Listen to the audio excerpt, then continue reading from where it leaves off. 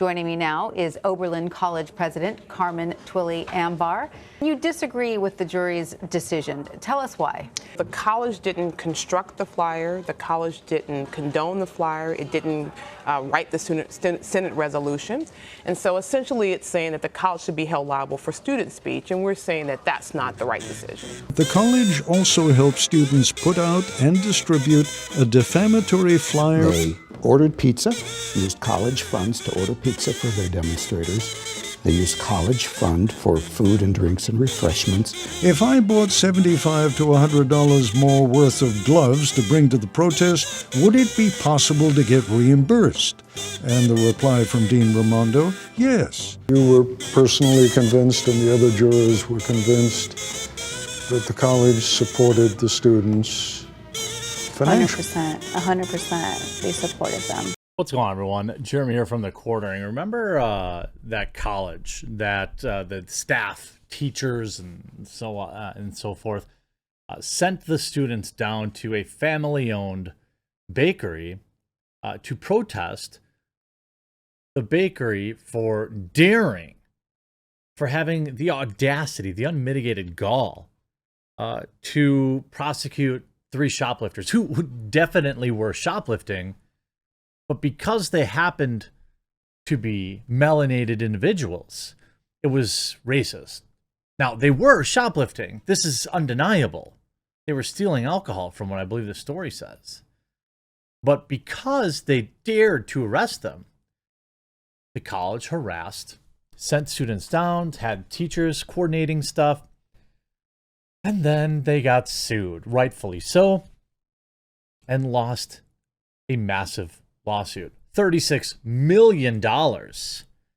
And now things just got worse for them. I'm absolutely positively excited to tell you this, to go over this story with you after a quick word from this video sponsor. Huge shout out to this video sponsor, Bond Charge. My favorite blue light glasses company, Blue Blocks, has rebranded.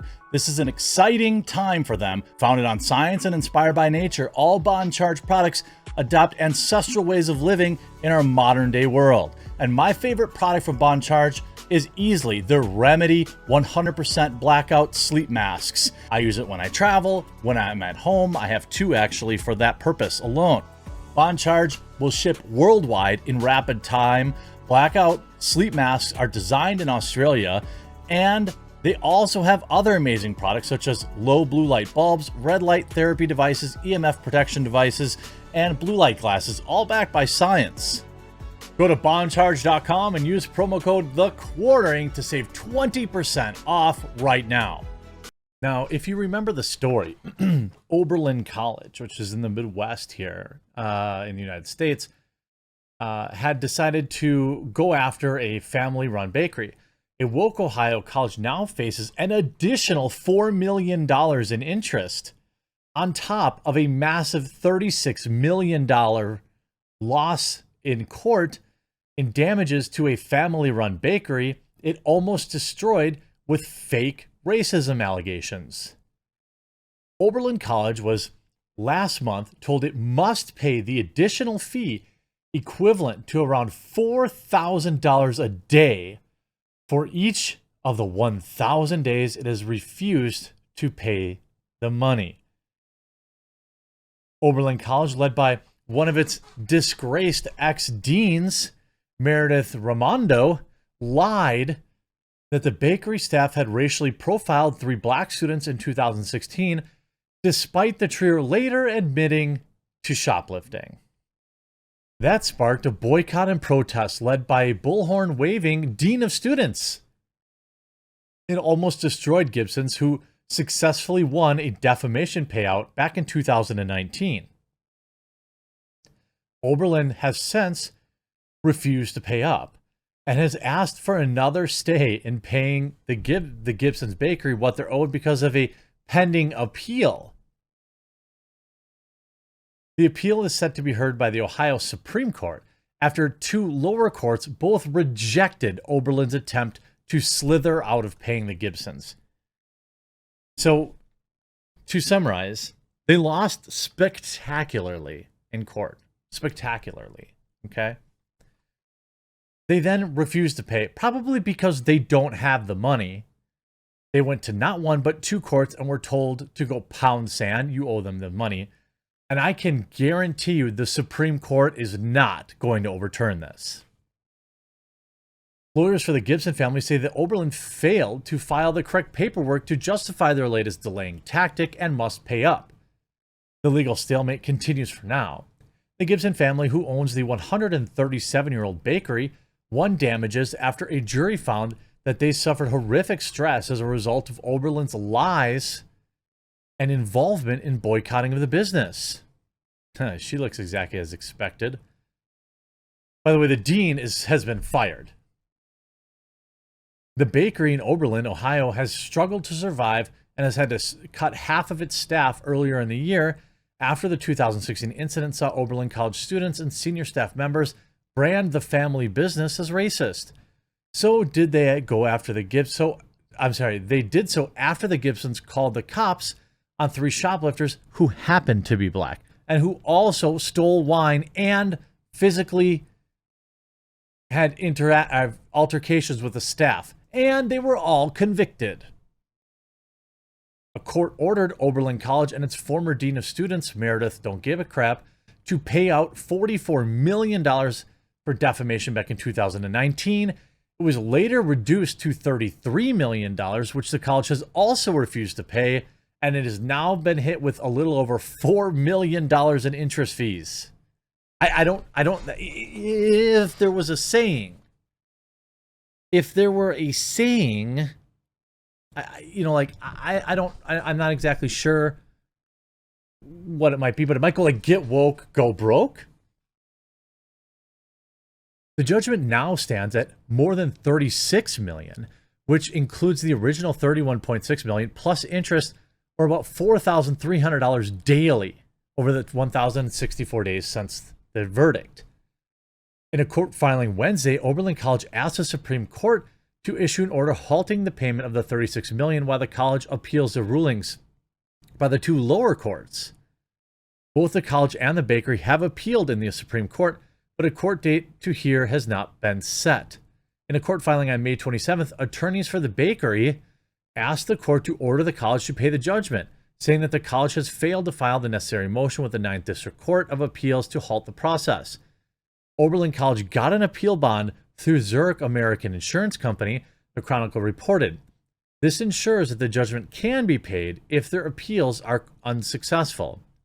After the appeal was decided and the college took the case to the Ohio Supreme Court, the Gibsons reversed course, filing a motion with the trial court not against Oberlin, but against Zurich to collect the surety bond to try to moot this appeal. Oberlin College wrote in the filing that it's asked the court to issue confirmatory stay or stop the Gibsons' efforts to collect. Even if neither the trial court stay nor the terms of the bond contemplated that would remain in effect pending the exhaustion of all the defendants' appeals, the Ohio Supreme Court would have the authority to extend the stay and continue the term of the bond to encompass Oberlin's pending approval. Essentially, they don't want to pay the money. They probably can't pay the money. Now, when they got this bond, I assume that they had to go to some sort of insurance company or whatever and prove that they could pay it. If they lost, they had to pay for some sort of insurance for that. Oberlin has arrogantly declared that it still won't pay out after losing state court appeal back in April. It has also refused to apologize despite multiple college staff and numerous resources being deployed for the protests and boycotts. Meanwhile, the former dean has landed on her feet with a cozy new college job in Georgia despite her appalling behavior. The saga inflicted by the college has dragged on for so long that 2 senior members of the Gibson family have passed away with a stain on their reputation while waiting for the cash they're legally entitled to. It's probably true. They released a statement right before passing away saying that they were trying to wait the family out before paying in hopes that his passing would take the heat off of them. The family attorney, this is really real classy. The family attorney said that an unofficial boycott among Oberlin staff and students remains in place, with the bakery quiet when DailyMail.com visited on Tuesday morning. Plekas explained that when Gibson's hits the news, such as in dailymail.com report published yesterday. It was followed up by Fox News. Orders usually roll in. The family opened up this morning to 100 inquiries from prospective customers, but Plaka says the business eventually tails off as the story fades from memory, leaving Gibson scrabbling around trying to make ends meet. The former Oberlin Dean of Students and Vice President Meredith Raimondo has faced no such heartache. She was allowed to leave her job in 2021, despite leading the charge against Gibson's, and even protesting outside the shop with a bullhorn and leaflets accusing them of racial profiling. Raimondo also threatened to unleash a woke mob on a professor who criticized the protests, and is now free to wreak havoc at Oglethorpe Liberal Arts College in Atlanta. She took the position there as Vice President of Student Affairs and has not responded to Daily Mail requests for comment. It's absolutely nuts. A college tuition, by the way, is for that college is $70,000 a year. I would expect children at college and pay that tuition. You can reasonably expect that there will be an adult in the room. The adult will be a moderating voice, but these adults were pouring gasoline at what should have been a spark, and it became an inferno. The drama that severed the family's longstanding reputation in the Oberlin community also took a toll on the health of Alan and his son, David Gibson, 65, both of them who passed away waiting for the settlement. The impact on the family is so equally dramatic, if not more. Absolutely brutal, pathetic. The fact that just because, and by the way, these people were prosecuted, found guilty, and these idiots still showed up. It's almost like they just don't care about the facts. And I guess I can't be the least bit surprised. I hope you enjoyed this video. We'll talk to you again real soon.